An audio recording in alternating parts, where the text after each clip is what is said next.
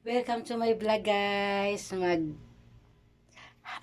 Maghimay tayo ng guys ng gabi. Ayan. Ito lang aking gabi, walang laman Hindi tayo nakabili ng laman at ito naman ay pinadala lang sa akin ng kaibigan ko galing sa Quezon Province. Ayan, shout out sa iyo Gina Guno. Ayan. Ayan guys, let's start tayo ng ating paghimay ng atot. Babalatan natin to siya. Ayan, saka natin siya hiwain guys. Let's go guys, samahan niyo ako, mag time lapse tayo para mabilis ang ating gawa. Ayan, let's go guys, time lapse tayo, panoorin niyo ako.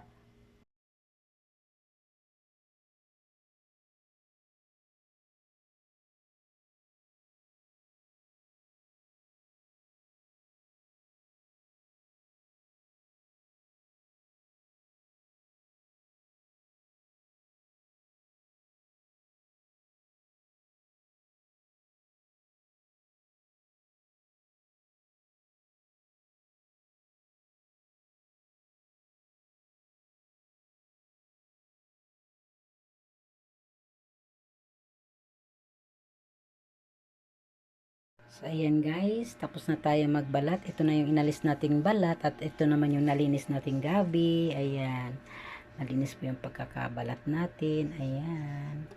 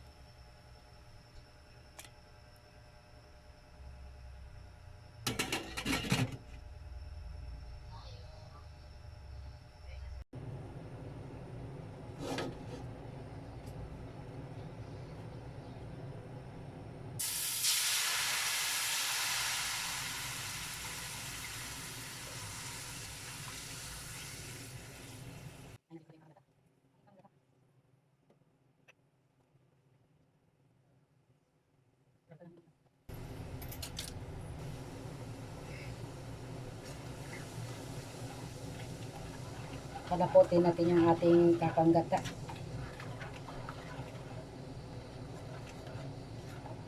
Dahon yan guys, hindi yan marami. Dahon yan ng gabi.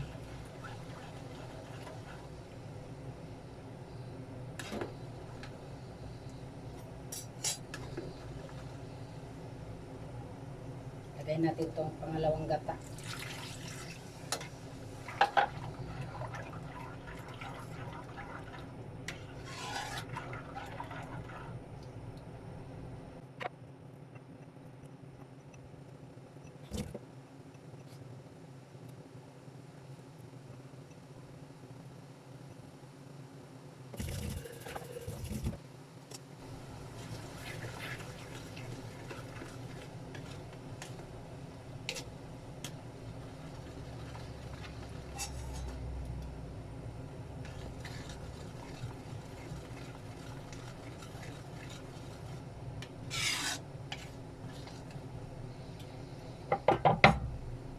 Guys, malapot na siya. Ilagay na natin yung bawang, buyas, ating luya, siling green,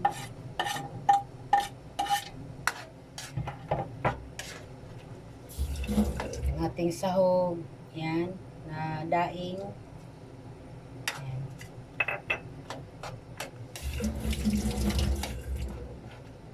Maglalagay na tayo ng ating asin. Yan, ating asin.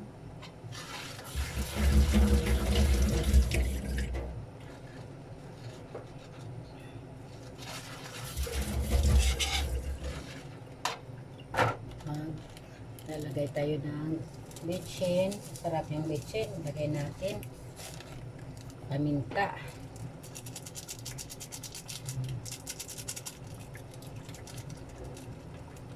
Ayan na natin.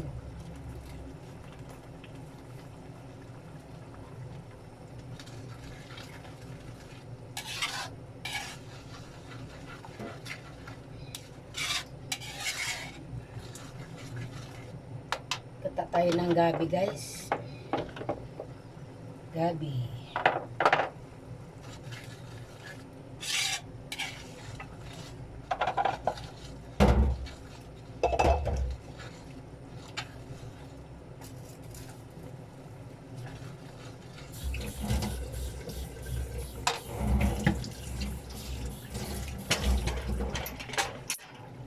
Lagyan natin ng dalawang labuyo.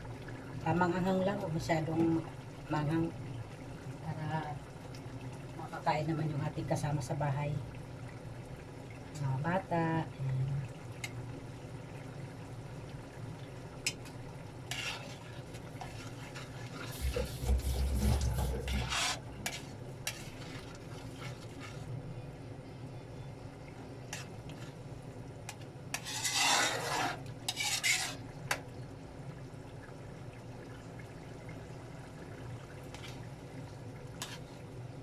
Yung dahil nga pala nilagay natin ang ulam, ang isda na yan ay yung tinatawag na labahita.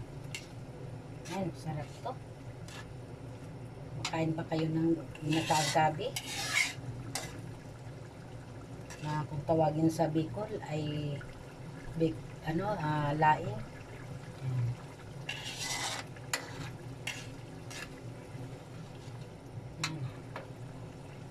Hilig ang mga Bicolano sa laing, ginataan. Kahit di ka mahilig, mapapahilig ka na rin sa sarap ng ating nilutong ginataang gabi.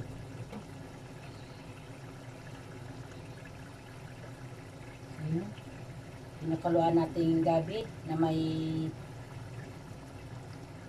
pangalawang gata na inilagay natin. Yun ang kalambot natin sa kanya, pinlaga natin sa pangalawang gata yung ating gabi. Ayan guys. Yummy guys. Masarap ang ating gabi na hinaluan natin ng laman para ay malapit naman. At favorito ni Daddy na may lamang gabi. Ayan. Masarap. Tama lang no, pagkakalaga, hindi siya nasunod. Tama lang talaga. Bango. Yan. So, masarap na pagkakaluto. Yan.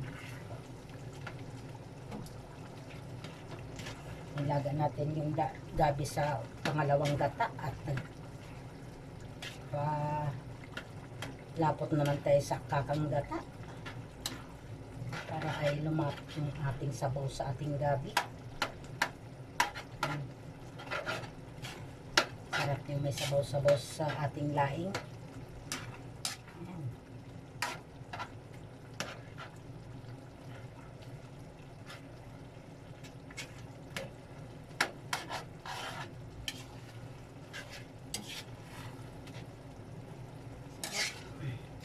Kakang guys, hinaan natin yung ating apoy dahil luto naman na ating gulay para hindi mahubasan ng sabaw. Tikman natin at malasahan ang kanyang lasa kung okay na. Dagdagan natin ng patis konti lang para ay magbalance sa ating asin. Konting patis. Yan.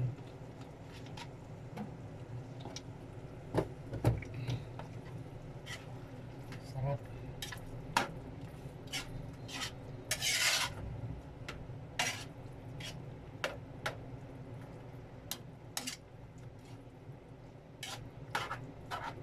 Yan. Pwede na tayo kakain at magkamay.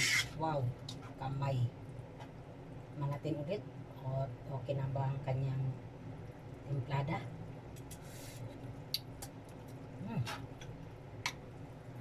Ayan na guys. Ayan. Yummy na yung ating ginataang gabi. Ayan na guys. Huwag natin lagyan ng liwanag para makita nyo rin yung kanyang ano. Ayan. Ito yung ating gabi guys. Ayan. Naglalapot sa ating gata. Ayan.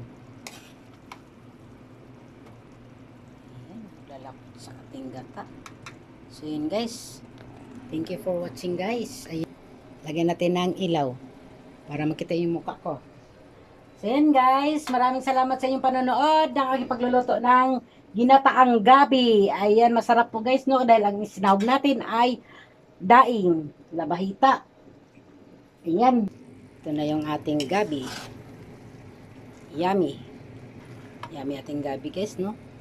Ito guys yung ating gabi guys, ay pinakuluan natin tong gabi sa pangalawang gata.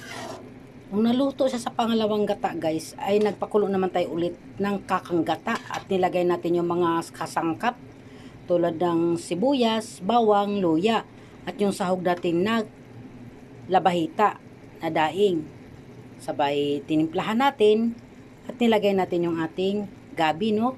Ayan, yung gabi natin na nilaga sa pangalawang gata. So ito na yun guys oh.